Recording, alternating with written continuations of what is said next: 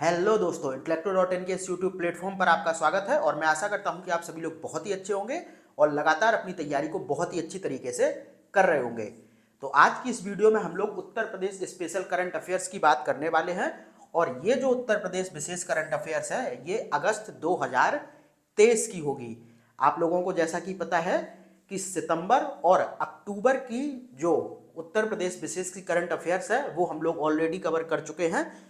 तो अगर आपने अभी तक वो वीडियो नहीं देखी है तो प्लेलिस्ट में जाके सबसे पहले आप उन वीडियोस को देखिए और फिर इस वीडियोस को देखिए, ठीक है। और हम लोग पूरे 6 से 7 महीने की करंट अफेयर्स को कवर करने का प्रयास करेंगे ताकि आरओ यारो में जो उत्तर प्रदेश विशेष के करंट अफेयर्स के प्रश्न पूछे जाएं वो आपके पूरी तरीके से हल हो जाएं। तो स्टार्ट करते हैं। पहली खबर है उत्तर प्रदेश में बाघों की स्थिति। तो अगस्त में भारत में बाघों की स्थिति पर रिपोर्ट जारी की गई थी, तो उसमें राज्य स्तरीय आंकड़े भी दिए जाते हैं और उन्हीं राज्य स्तरीय आंकड़ों में हम उत्तर प्रदेश के आंकड़े भी देख लेते हैं क्योंकि यहां से क्वेश्चन बनने की पूरी संभावना है। तो भारत में बाघों की स्थिति रिपोर्ट के तहत साझा किए गए राज्य स्तरीय आंकड़ों के अनुसार उत्तर प्रदेश में 4 वर्षों में बाघों की आबादी में 18.49% की वृद्धि दर्ज की गई है। उत्तर प्रदेश में बाघों की संख्या 2018 की जनगणना में 173 से बढ़कर वर्ष 2022 में 205 हो गई है। 2006 के बाद ये वृद्धि लगभग दुगनी यानी कि 88.07% है, जब राज्य में 109 बाघ थे। अब देखो इसको समझो, उत्तर प्रदेश में 4 वर्षों में जो बाघों की आबादी में कितनी वृद्धि दर्ज की गई है, 18.49%। इसको याद कर लीजिए। और उत्तर प्रदेश में 2018 में बाघों की संख्या थी 173 और 2022 में ये बढ़कर कितनी हो गई है, 205। 2006 की बात करें तो उत्तर प्रदेश में बाघों की संख्या 109 थी और 2018 में 205 हो गई है। तो 2006 से हम देखें तो लगभग 2022 तक बाघों की संख्या में दुगनी के बराबर वृद्धि हो गई है। तो ये था उत्तर प्रदेश में बाघों की स्थिति पर रिपोर्ट। जो भी आंकड़े यहाँ पर हैं, चाहे वो प्रतिशत वाले हों या फिर एग्जैक्ट संख्या वाले हों, इनको आप लोग अपने दिमाग में रख लीजिए। अगली खबर देखते हैं। पर्यटन को बढ़ावा देने के लिए ऐतिहासिक किलों को हेरिटेज होटल में बदलेगी उत्तर प्रदेश सरकार। तो उत्तर प्रदेश सरकार ने पर्यटन को बढ़ावा देने के लिए ऐतिहासिक किलों को हेरिटेज होटल में बदलने के प्रस्ताव को मंजूरी दी है। अब देखो इन कौन कौन से किलों को हेरिटेज होटल में बदला जाएगा, तो इनमें मिर्जापुर का चुनार किला, झांसी का बरुआ सागर किला, बरसाना का जल महल और लखनऊ का कोठी गुलिस्तान व दर्शन विलास शामिल है। इन इमारतों को 90 साल की लीज पर निजी क्षेत्रों को दिया जाएगा। तो यहां पर याद रखने वाली जो चीज है वो ये है कि किन किन ऐतिहासिक किलों को हेरिटेज होटल में बदला जाएगा। तो ये मैंने आपको नाम बता दिया है। मिर्जापुर का चुनार किला, झांसी का बरुआ सागर किला, बरसाना का जल महल, लखनऊ का कोठी गुलिस्तान व दर्शन विलास। बाद बाकी पर्यटन को बढ़ावा देना इनका उद्देश्य है और इन हेरिटेज होटलों को प्राइवेट सेक्टर के द्वारा निर्मित किया जाएगा, इसीलिए इन किलों को, इन इमारतों को 90 साल की लीज पर प्राइवेट सेक्टर यानी कि निजी क्षेत्र को दिया जाएगा।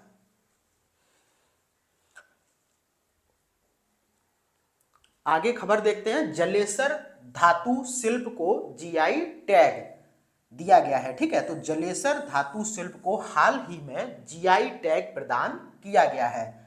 उत्तर प्रदेश में एटा जिले के जलेसर क्षेत्र में यह धातु शिल्प उत्पादित किया जाता है। जलेसर क्षेत्र सजावटी धातु शिल्प के साथ साथ पीतल के बर्तन बनाने के लिए भी जाना जाता है। तो याद रखने वाली जो चीज है वो है जलेसर धातु शिल्प को जीआई टैग दिया गया है। ये जो जलेसर क्षेत्र है ये उत्तर प्रदेश के एटा जिले में आता है और जो ये जलेसर क्षेत्र है ये सजावटी धातु शिल्प के साथ साथ पीतल के बर्तन बनाने के लिए भी जाना जाता है। उत्तर प्रदेश में वृक्षारोपण अभियान। जैसा कि आपको पता है कि प्रत्येक वर्ष उत्तर प्रदेश में सावन के महीने में वृक्षारोपण अभियान किया जाता है। ठीक है, तो इस वर्ष भी वृक्षारोपण अभियान की शुरुआत उत्तर प्रदेश के मुख्यमंत्री योगी आदित्यनाथ ने बिजनौर और मुजफ्फरनगर में गंगा के तट पर पौधे लगाकर की।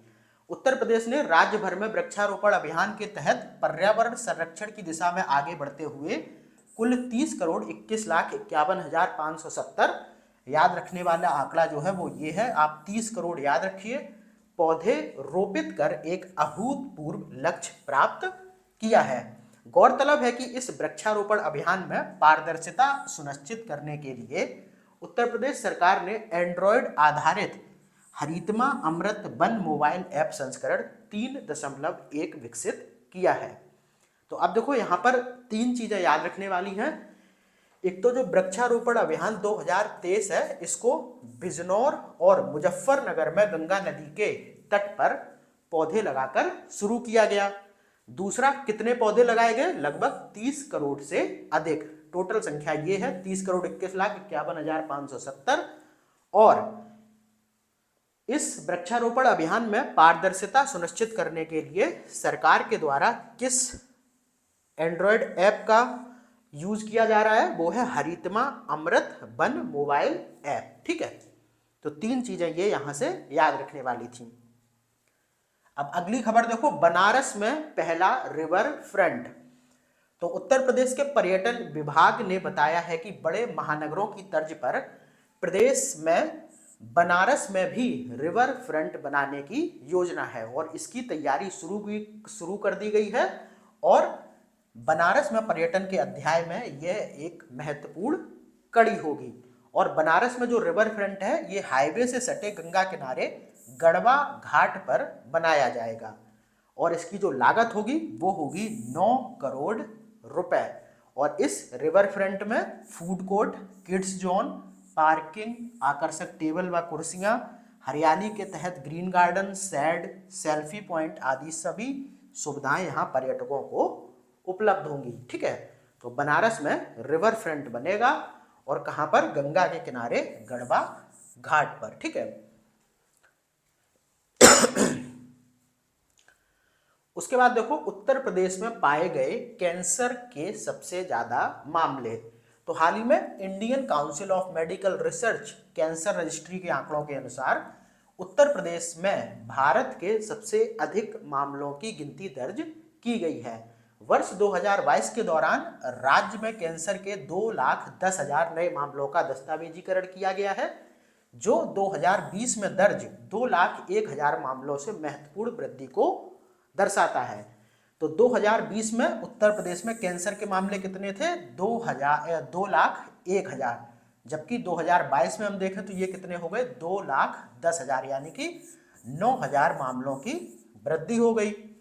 उसके बाद देखो, रिपोर्ट में आगे कहा गया है, उत्तर प्रदेश ने कैंसर से जुड़ी मौतों की सबसे अधिक संख्या दर्ज की है। तो कैंसर से होने वाली सर्वाधिक मौतें कहां पर हुई हैं? उत्तर प्रदेश में।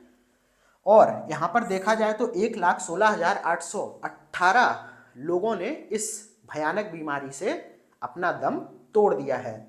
उत्तर प्रदेश में कैंसर से होने वाली मृत्यु दर राष्ट्रीय औसत के बराबर थी, जबकि महाराष्ट्र मृत्यु दर के मामले में दूसरे स्थान पर था।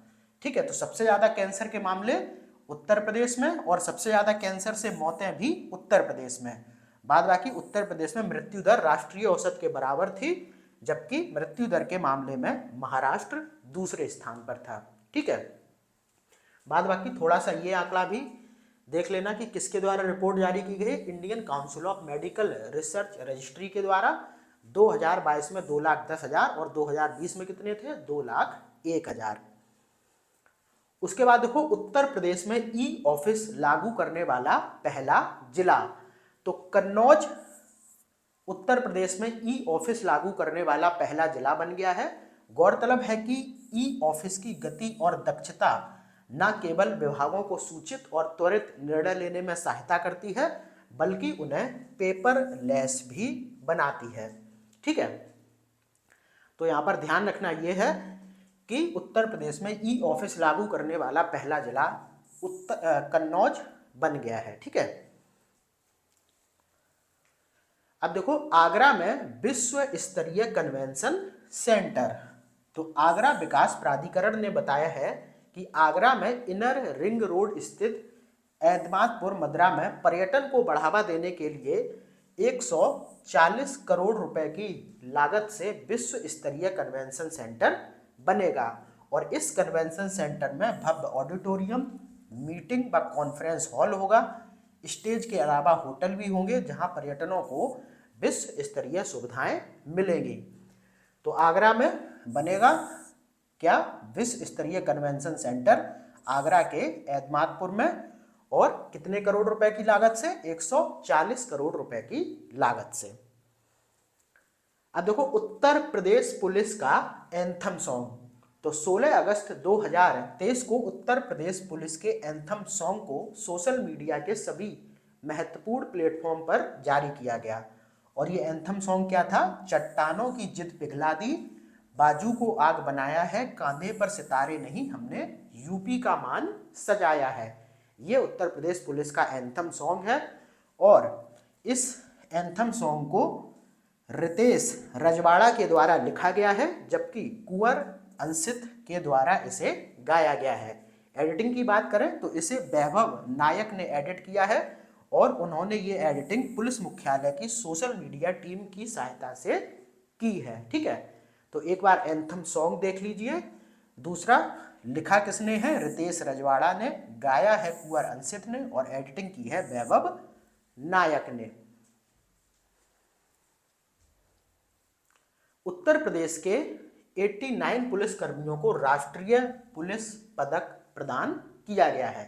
तो 15 अगस्त 2023 को स्वतंत्रता दिवस के अवसर पर उत्तर प्रदेश के 12 पुलिस कर्मियों को वीरता पदक, 6 पुलिस कर्मियों को उत्कृष्ट सेवा पदक और 71 सराहनीय सेवा के लिए पुलिस पदक देकर सम्मानित किया गया है। ठीक है, तो इनको आप जब काउंट करेंगे तो 12 को वीरता पदक, 6 को उत्कृष्ट सेवा पदक और 71 को सराहनीय सेवा के लिए पुलिस पदक देकर सम्मानित किया गया है। तो टोटल ये 89 हो जाएगा। ध्यान रखने वाली बात यह है कि उत्तर प्रदेश पुलिस को इस बार भी राष्ट्रपति का वीरता पदक नहीं मिल सका है। ठीक है, उसके बाद देखो वाराणसी में 4 दिवसीय Y20 यानी कि यूथ सम्मेलन का आयोजन किया गया है। तो 17 अगस्त 2023 को उत्तर प्रदेश के वाराणसी में 4 दिवसीय Y20 यानी कि यूथ सम्मेलन की शुरुआत की गई और इसका औपचारिक उद्घाटन केंद्रीय मंत्री अनुराग ठाकुर की उपस्थिति में किया गया। केंद्रीय मंत्री अनुराग ठाकुर की उपस्थिति में मुख्यमंत्री योगी आदित्यनाथ के द्वारा किया गया। इस सम्मेलन का आयोजन भारत की G20 अध्यक्षता की रूपरेखा के तहत युवा कार्यक्रम विभाग, युवा कार्यक्रम एवं खेल मंत्रालय द्वारा किया जा रहा है। ठीक है, तो जो ये Y20 यानी कि यूथ सम्मेलन है ये कहाँ पर होगा, वाराणसी में। उद्घाटन किसने किया, योगी आदित्यनाथ ने। ठीक है, और आयोजन किसके द्वारा किया जा रहा है, युवा कार्यक्रम विभाग और युवा कार्यक्रम एवं खेल मंत्रालय के द्वारा। ठीक है, आगे बढ़े तो दीदी कैफे। तो शहरी आजीविका मिशन के तहत उत्तर प्रदेश के 17 नगर निगमों में दीदी कैफे खोले जाने हैं और ये जो दीदी कैफे होंगे इनको सरकारी कार्यालयों में खोला जाएगा और यहाँ से जो मिलने वाली खाद्य सामग्री है वो कम कीमत पर उपलब्ध रहेगी। और दीनदयाल अंत्योदय योजना के तहत स्वयं सहायता समूह शहर की महिलाएं इन कैफों को चलाएंगी। दीदी कैफे शुरू करने का जो मुख्य उद्देश्य है वो शहरी गरीबी सहायता समूह से जुड़ी महिलाओं को रोजगार के अवसर उपलब्ध कराना है तथा लोगों को उचित मूल्य पर साफ सुथरा भोजन उपलब्ध कराना है। ठीक है, तो 17 नगर निगम में दीदी कैफे खोले जाएंगे और ये जो दीदी कैफे हैं ये विभिन्न सरकारी कार्यालयों में खोले जाएंगे और यहाँ पर जो खाद्य सामग्री मिलेगी वो कम कीमत पर उपलब्ध रहेगी। और इन दीदी कैफे को संचालित कौन करेगा, तो संचालित करेंगी स्वयं सहायता समूह की जो महिलाएं होंगी वो इनको चलाएंगी। ठीक है, और इसका जो उद्देश्य है वो शहरी गरीब सहायता समूह से जुड़ी जो महिलाएं हैं उनको रोजगार उपलब्ध कराना है, और साथ ही सरकारी कार्यालयों में जो लोग पहुंचते हैं उनको साफ सुथरा भोजन उपलब्ध कराना है। उसके बाद देखो नमो 108। तो केंद्रीय मंत्री जितेंद्र सिंह ने लखनऊ में CSIR NVRI द्वारा विकसित नमो 108 नामक नई कमल फूल की किस्म की शुरुआत की है। इस कमल में असाधारण 108 पंखुड़ियां हैं और यह धार्मिक और प्रतीकात्मक महत्व रखता है। तो यहाँ पर आपको ध्यान रखना है कि नमो 108 जो है वो एक कमल फूल की किस्म है और इसमें 108 पंखुड़ियां होती हैं और इसे CSIR NVRI जो कि लखनऊ में स्थित है, भारतीय वनस्पति अनुसंधान संस्थान, मतलब ये लखनऊ में स्थित है, और इसके द्वारा ही इस नमो 108 जो कि एक कमल की प्रजाति है उसका विकास किया गया है। और इस फूल का एक धार्मिक और प्रतीकात्मक महत्व है। ठीक है। उसके बाद देखो उत्तर प्रदेश राज्य शिक्षा पुरस्कार 2022। तो आगरा के फतेहपुर सीकरी ब्लॉक में तैनात वर्षा चाहर को उत्तर प्रदेश राज्य शिक्षक पुरस्कार 2022 से सम्मानित किया गया है। अब देखो इनने किया क्या है, करीब 4 वर्ष पूर्व 2009 में जब वर्षा चाहर इस विद्यालय में आई थी तो यहाँ पढ़ने वाले बच्चों का शैक्षिक स्तर सामान्य से भी नीचे था, लेकिन अपने अथक प्रयासों से वर्षा ने न केवल विद्यालय बल्कि स्कूल के छात्र छात्राओं की पढ़ाई का स्तर में भी काफ़ी सुधार किया है और इसीलिए इनको उत्तर प्रदेश राज्य शिक्षक पुरस्कार 2022 से सम्मानित किया गया है। तो नाम यहाँ पर बस याद रखने की ज़रूरत है और ये भी देख लेना कि कहाँ पर तैनात है, तो फतेहपुर सीकरी ब्लॉक में। उसके बाद देखो मेजर ध्यानचंद म्यूजियम का झांसी में लोकार्पण। तो 29 अगस्त 2023 को मुख्यमंत्री योगी आदित्यनाथ ने खेल दिवस के अवसर पर मेजर ध्यानचंद म्यूजियम का झांसी में लोकार्पण किया। रानी लक्ष्मीबाई पार्क में 29 करोड़ रुपए की लागत से मेजर ध्यानचंद म्यूजियम बनाया जाएगा और यह हॉकी को समर्पित देश का पहला म्यूजियम होगा। इसमें मेजर ध्यानचंद के जीवन से जुड़ी स्मृतियां, घटनाएं एवं भारतीय हॉकी की विभिन्न जानकारियां डिजिटल माध्यम से दिखाई जाएंगी। तो मेजर ध्यानचंद म्यूजियम, इसका लोकार्पण कहाँ किया गया है? झांसी में। और ये जो स्टेडियम है, ये जो म्यूजियम है, ये कहाँ पर बनेगा? ये रानी लक्ष्मीबाई पार्क के अंदर बनेगा। ठीक है, ये ध्यान रखना। और ये हॉकी को समर्पित देश का पहला म्यूजियम है। और इसमें क्या क्या होगा? इसमें मेजर ध्यानचंद के जीवन से जुड़ी स्मृतियां, घटनाएं और भारतीय हॉकी की विभिन्न जानकारियां डिजिटल माध्यम में उपलब्ध होंगी। तो ये हो गई आपकी उत्तर प्रदेश विशेष की अगस्त माह की सभी मुख्य खबरें। ठीक है, और यहाँ पर मैं उन्हीं करंट अफेयर्स को शामिल करता हूँ जो कि आपकी परीक्षाओं में पूछे जाने की बहुत ज़्यादा संभावना है। और अगली अब वीडियो में हम लोग जुलाई के उत्तर प्रदेश विशेष की करंट अफेयर्स को कवर करने वाले हैं। तो लगातार आप लोग वीडियोस को देखते रहें और इनका लाभ लेते रहें। तो मैं मिलता हूं अगली वीडियो में, तब तक के लिए धन्यवाद।